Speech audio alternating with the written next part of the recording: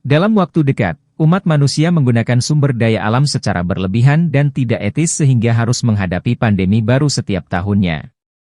Hal ini membunuh miliaran orang dan menyebabkan mereka mulai melihat kehidupan sebagai kutukan.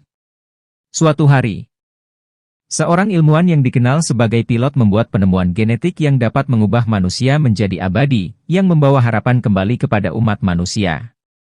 Tidak butuh waktu lama bagi pilot untuk menerapkan penemuannya secara praktis, dan sisa umat manusia berubah menjadi makhluk abadi. 200 tahun kemudian, sistem keabadian telah mengubah segalanya. Kini hanya sekelompok orang terpilih yang tinggal di dalam kota berkubah, yang mendapat kesempatan untuk menjalani proses yang disebut pembekuan, yang akan membuat mereka abadi.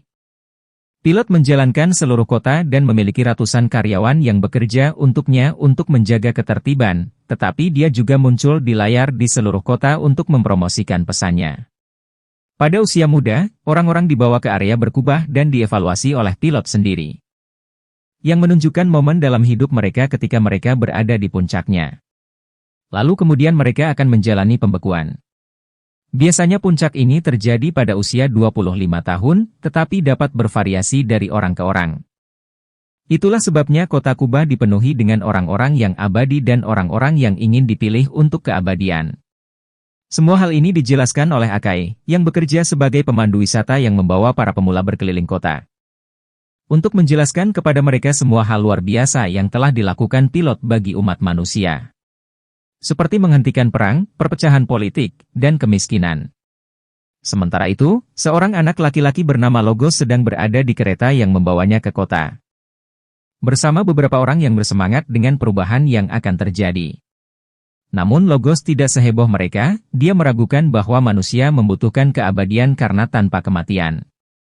Logos bekerja sebagai terraformer, yang berarti dia pergi ke padang pasir untuk membuat mesin. Hal ini sering membuatnya mengalami mimpi buruk, di mana dia meninggal tepat sebelum rekan kerjanya sampai di sana.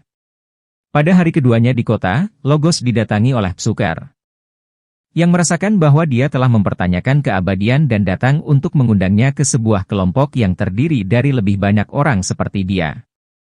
Dia memberinya sebuah kotak yang seharusnya membawanya ke kelompok tersebut tanpa terlacak. Tapi ia saat itu tidak menyadari bahwa pilot dan tangan kanannya, Armaros, sedang mengawasi mereka melalui rekaman pengawasan. Ketika mereka melihat kotak tersebut, mereka langsung merasa curiga dan pilot meminta Armaros untuk mencari tahu kotak apa itu. Setelah itu Akai didekati oleh Armaros, yang memberinya ikat kepala khusus yang memungkinkannya untuk bertemu dengan pilot secara virtual. Ternyata pilot ingin Akai memata-matai Logos untuk mencari tahu apa yang sedang dilakukannya, dan jika dia berhasil dalam misi ini, dia akan dipromosikan. Akai dengan senang hati menerima misi ini, yang sangat ingin menyenangkan pilot untuk mendapatkan promosi. Beberapa waktu kemudian, Logos menggunakan kotak tersebut di dalam kamarnya. Dan sebuah suara misterius keluar dari perangkat kecil itu untuk mengatur pertemuan dengannya. Ketika Psukar dan Logos bertemu lagi, Akai berpura-pura menjadi pejalan kaki biasa untuk menguping pembicaraan mereka.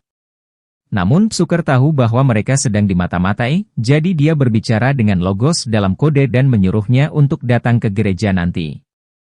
Sehingga terdengar seperti dua orang teman yang sedang menghabiskan waktu bersama.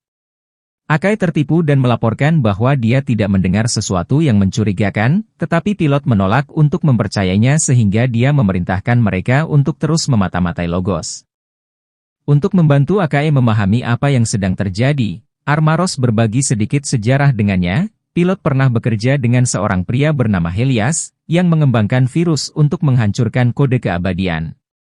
Helias telah direhabilitasi dan pikirannya telah dibersihkan. Tetapi pilot khawatir bahwa idenya masih ada dan seseorang yang berbahaya mungkin menggunakannya, jadi itulah mengapa mereka perlu mengawasi apapun yang mencurigakan. Untuk mencapai misinya, Akai harus lebih dekat dengan Logos, jadi pada saat dia naik kereta, dia sengaja duduk di sebelahnya untuk mengobrol dengannya. Dia membuka percakapan dengan mengomentari buku yang sedang dibacanya, yang segera memicu diskusi tentang keabadian dan manfaatnya. Logos bertanya padanya apakah dia mempercayai hal-hal yang dia katakan pada murid-muridnya, yang membuat Akai menyadari bahwa dia tidak benar-benar memiliki jawaban. Keesokan harinya, Akai meminta sepasang saudari kembar dari kelompok muridnya untuk membantunya mengawasi Logos saat dia tidak ada. Sementara itu, Logos pergi ke gereja dan bertemu dengan Psukar. Setelah memastikan tidak ada yang mengikutinya, dia diizinkan masuk ke dalam markas rahasia mereka dan bertemu dengan anggota kelompok lainnya seperti ilmuwan Medorin. Semua orang di sini membenci sistem ini, seperti halnya Logos yang tidak mempercayai metode pilot. Kemudian terungkap bahwa orang-orang diberi dosis obat bernama maintenance setiap hari untuk mengimbangi proses pembekuan, namun kelompok ini menemukan bahwa obat ini sebenarnya membuat mereka tunduk dan menekan emosi dan naluri manusia. Itu berarti mereka tidak bisa mencintai atau membenci. Dan membuat mereka tidak mampu memprotes hal-hal yang tidak mereka sukai, seolah-olah mereka dibesarkan untuk menjadi budak pilot. Semua orang yang telah mengalami proses maintenance berperilaku sama kecuali Logos, yang untuk beberapa alasan tampaknya ia kebal. Hal ini menjelaskan mengapa dia memiliki pemikiran di luar manfaat keabadian. Medorin juga menemukan buku harian yang ditulis oleh Helias dengan beberapa informasi berharga, dan sekarang dia mereplikasi virus yang akan membalikkan keabadian. Tujuan utama kelompok ini adalah untuk menyadarkan manusia bahwa mereka dapat merasakan emosi dan membuat mereka memprotes sistem tersebut sehingga diharapkan dapat mengakhiri kekuasaan pilot. Sementara itu, pilot sedang bermain catur dengan putri remajanya, Amanda, yang ingin tahu lebih banyak tentang penciptaan kode keabadian.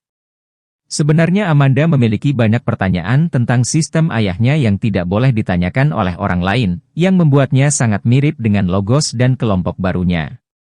Dan hal ini mulai mengganggu pilot. Malam harinya, sekali lagi Logos bermimpi buruk tentang dirinya yang pingsan di tengah padang pasir, yang membuatnya semakin penasaran dengan kematian. Ketika dia bangun, dia tidak yakin apakah dia harus mengambil maintenance atau tidak. Kemudian di kereta, dia didekati oleh Akai lagi. Dan dia berusaha keras untuk berteman dekat dengan Logos dengan berpura-pura tahu apa yang dia rasakan. Tak lama kemudian, topik tentang penggunaan maintenance muncul, namun tak satu pun dari mereka yang mengaku apakah mereka menggunakannya atau tidak. Beberapa waktu kemudian, kelompok pemberontak berkumpul untuk membuat rencana, yaitu untuk mengganggu aliran maintenance dengan mengubah kode, yang dapat dilakukan dari gedung DPR. Namun untuk mengubah kode, mereka membutuhkan akses ke terowongan bawah tanah di gedung DPR. Logos ingat bahwa Akai bekerja di ibu kota dan dia memiliki akses ke area yang tidak terbuka untuk umum, jadi dia pergi menemuinya saat dia sedang melakukan tur. Logos memberitahunya bahwa dia memang menjalani maintenance dan bertanya tentang itu, tetapi sebelum Akai dapat menjawab, mereka terganggu oleh si kembar. Akai bergegas kembali bekerja dan Logos bertanya kepada si kembar tentang ikatan khusus mereka, yang dapat hilang jika pilot memilih salah satu dari mereka untuk dijadikan abadi. Namun si kembar berpikir bahwa pilot tidak akan pernah melakukan hal itu kepada mereka. Setelah itu, Armaros bertanya kepada Akai tentang apa yang dibicarakan Logos, namun Akai berbohong dan mengatakan bahwa dia hanya datang untuk menyapa. Pertanyaan Logos terus terngiang di benaknya sepanjang hari. Dan Akai mulai bertanya-tanya bagaimana rasanya jika ia tidak mengikuti maintenance. Ketika dia akhirnya bertemu dengan Logos lagi, dia melihat keraguan di matanya dan cukup mempercayainya untuk membawanya ke seluruh kelompok. Akai dapat mempelajari rencana mereka dan melihat prototipe diffuser yang dibuat Helias untuk menghancurkan kode, yang sedang berusaha diselesaikan oleh Medorin. Ketika kelompok meminta bantuan Akai untuk mengakses persediaan pemeliharaan, dia diberi waktu untuk memikirkannya. Sementara itu, pilot mengobrol dengan Amanda lagi, dan dia ingin tahu bagaimana rasanya ketika ayahnya kehilangan ibunya. Pilot menjelaskan bahwa hal itu sangat menghancurkan mentalnya, dan mengungkapkan bahwa itu situasi yang sama seperti ketika Amanda hampir meninggal. Itulah alasan dia dan Helias bekerja keras untuk menciptakan metode pengkodean genetik. Dia juga mengatakan bahwa Helias cemburu karena pilot mendapatkan semua pujian, yang menyebabkan keretakan dalam persahabatan mereka. Pada saat itu Amanda menyadari bahwa bagian terakhir berubah setiap kali pilot menceritakan kisahnya. Kembali ke Akai, ia menemui Armaros untuk menceritakan semua yang ia ketahui, dan Armaros memerintahkannya untuk setuju membantu sebagai bagian dari misi mata-mata. Kemudian Akai bertemu dengan para pemberontak dan setuju untuk membantu mereka. Mereka membuat rencana yang rumit dan memberikan tugas khusus untuk setiap anggota kelompok, kemudian mereka berangkat ke gedung utama. Akai membawa mereka melewati beberapa jalan setapak tua yang sudah tidak digunakan lagi, tetapi ketika dia memindai kunci, ternyata itu tidak berfungsi. Kelompok tersebut berpencar untuk melarikan diri dan Logos dan Akai pergi sendiri, tetapi ternyata jalan mereka dihalangi oleh Armaros. Dan ternyata ini telah menjadi bagian dari rencana Armaros selama ini untuk menjebak mereka. Setelah itu, Logos dibawa ke fasilitas medis, di mana para dokter melakukan penghilangan ingatan secara menyeluruh. Akai berdebat dengan Armaros karena dia telah menipunya dan sekarang temannya terluka. Namun Armaros mengatakan bahwa ini demi kebaikan yang lebih besar. Dan ketika dia meminta untuk menemui Logos agar dia bisa meminta maaf, dia dilarang untuk melakukannya karena kehadirannya dapat memicu beberapa kenangan dalam dirinya. Ketika dia pulang, Akai memutuskan untuk tidak mengambil maintenance. Sementara itu, Logos menjalani rutinitas seperti robot tanpa perasaan karena ia telah diberi dosis maintenance yang lebih berat. Beberapa waktu kemudian, si kembar menemui Akai untuk memberitahukan di mana ia bisa menemukan Logos. Akai yang putus asa bergegas menemuinya, tetapi Logos tidak mengenalinya dan mengabaikannya. Akai memutuskan untuk mencoba lagi dan mencium Logos untuk membuatnya bereaksi, tetapi sekali lagi Logos mengabaikannya dan pergi. Putus asa untuk memperbaiki keadaan. Akai menggunakan kotak Logos untuk mengatur pertemuan dengan para pemberontak. Kelompok ini menolak untuk membantunya setelah apa yang dia lakukan, tetapi Akai tetap muncul di gereja dan mengaku bahwa dia tidak mengambil maintenance lagi. Yang membuatnya mendapatkan kepercayaan dari kelompok itu lagi. Dengan informasi dari Akai, kelompok pemberontak segera menculik Logos dan menghapus datanya dari sistem. Pilot dengan cepat mengetahui tentang hilangnya data tersebut dan keterlibatan Akai di dalamnya. Sehingga dia mengirim Armaros untuk mengejar mereka.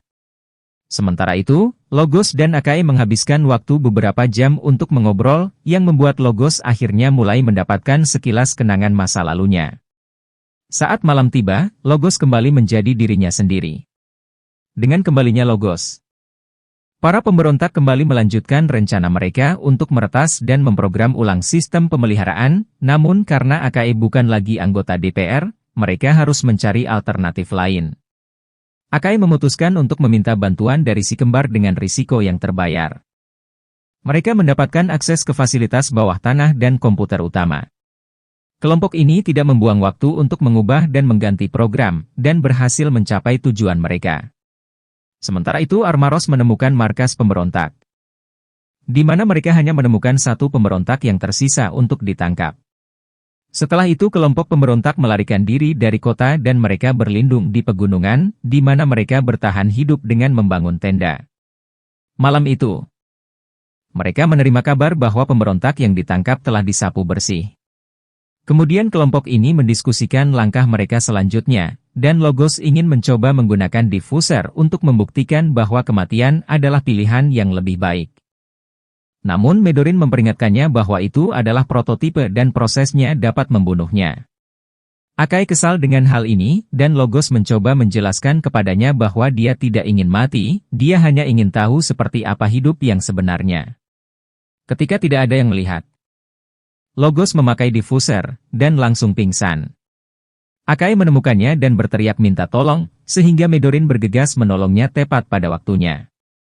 Akai menghabiskan hari-harinya untuk menjaganya, dan ketika Logos akhirnya sadar, Akai sangat lega melihatnya dalam keadaan baik dan akhirnya mengakui bahwa dia menyukainya. Kemudian mereka berdua berbagi bahwa mereka melihat segalanya dengan lebih jelas sekarang. Beberapa waktu kemudian, pilot melakukan penampilan hariannya di layar kota. Tetapi tiba-tiba diretas oleh para pemberontak. Orang-orang berkumpul di jalanan dan mendengar Logos bercerita tentang kendali pilot melalui maintenance, dan meminta mereka untuk berpikir bebas setidaknya sekali. Ia berjanji bahwa semuanya akan menjadi sangat jelas. Karena itulah yang dia rasakan sekarang setelah dia menjadi manusia. Tanpa memiliki emosi yang tepat, orang tidak tahu bagaimana harus bereaksi. Amanda bertanya-tanya apakah semua warga bisa menjadi seperti Logos. Tapi pilot meyakinkannya bahwa Logos hanyalah anomali yang sangat langka yang hanya ada dalam dongeng.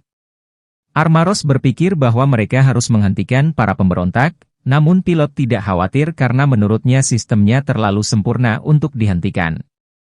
Tiba-tiba Akai juga muncul di layar, dan mengenakan diffuser untuk mendukung pesan mereka. Lalu menjadi manusia yang dapat dilihat oleh semua orang. Sementara pasangan ini berbagi ciuman, tiba-tiba Amanda muncul di layar. Dan mengungkapkan bahwa sebelum meninggal, Helias menyimpan data otaknya di dalam hard drive yang telah diunduh ke dalam otaknya. Itu berarti dia secara teknis adalah Helias, dan oleh karena itu ia merupakan kunci untuk mengembalikan manusia ke bentuk aslinya. Hal ini jadi membuat misi baru untuk para pemberontak, yaitu menemukan Amanda dan menggali lebih banyak tentang virus yang diciptakan Helios.